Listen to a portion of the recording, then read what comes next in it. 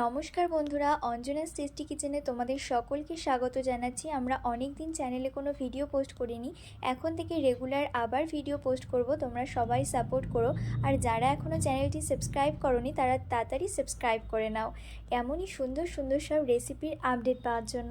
আজকের রেসিপিটি ছিল ফুলকপির পাকোড়া। ফুলকপিগুলোকে লবণ দিয়ে হালকা একটু ভাপ দিয়ে তুলে রেখেছি।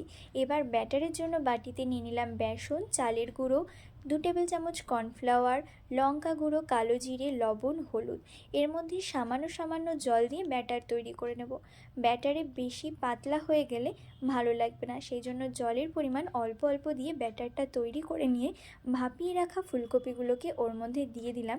দিয়ে ভালো করে মিশিয়ে গরম তেলে ভেজে নিলেই তৈরি হয়ে গেল ফুলকপির পাকোড়া।